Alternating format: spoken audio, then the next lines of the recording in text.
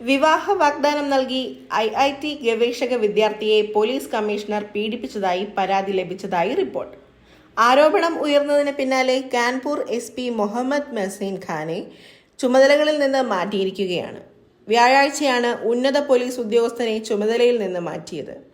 IIT കാൺപൂരിലെ 26 വയസ്സ് പ്രായമുള്ള ഗവേഷക വിദ്യാർത്ഥിനിയാണ് SP-ക്കെതിരെ പരാതിയുമായി രംഗത്തെത്തിയത്. ഉത്തർപ്രദേശിലെ പ്രൊവിൻഷ്യൽ പോലീസിലെ 2013 ബാച്ച് ഉദ്യോഗസ്ഥനെതിരായാണ് ഗുരുതര ആരോപണം ഉന്നയിച്ചിരിക്കുന്നത്. നിലവിൽ ലക്നൌവിലെ DGP ഹെഡ്ക്വാർട്ടേഴ്സിലേക്കാണ് ഉദ്യോഗസ്ഥനെ മാറ്റിയത്.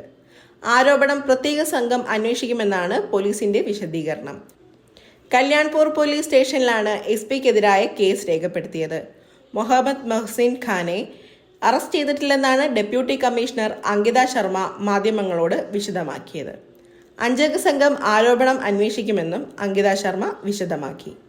സൈബർ ക്രൈം ക്രിമിനോളജിയിൽ PhD പഠനത്തിനായി മുഹമ്മദ് മെഹ്സിൻ ഖാൻ 5 മാസം മുൻപ് IIT കാൺപൂരിൽ അഡ്മിഷൻ എടുത്തിരുന്നു. ഇവിടെ പഠിക്കുന്ന കാലത്താണ് ഗവേഷക വിദ്യാർത്ഥിനിയുമായി SP അടുക്കുന്നത്. ഭാര്യയെ വിവാഹമോചനം ചെയ്തതിനു ശേഷം വിവാഹം ചെയ്യാമെന്ന വാഗ്ദാനം നൽകിയ ശേഷമാണ് ഇയാൾ പരാതിക്കാരിയുമായി ലൈംഗിക ബന്ധം പുലർത്തിയിരുന്നത്. ഇയാളുടെ അവഗണനയെ തുടർന്നാണ് 26-കാരി പോലീസിനെ സമീപിച്ചത്.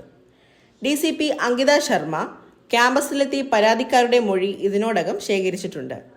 വിദ്യാർത്ഥിനി നൽകിയ പരാതിയെക്കുറിച്ച് ധാരണയുണ്ടെന്നും ഗവേഷക വിദ്യാർത്ഥിനിക്ക് ആവശ്യമായ എല്ലാ സഹായങ്ങളും നൽകുമെന്നാണ് IIT കാൺപൂർ അധികൃതർ ദേശീയ മാധ്യമങ്ങളോട് പ്രതികരിച്ചത്.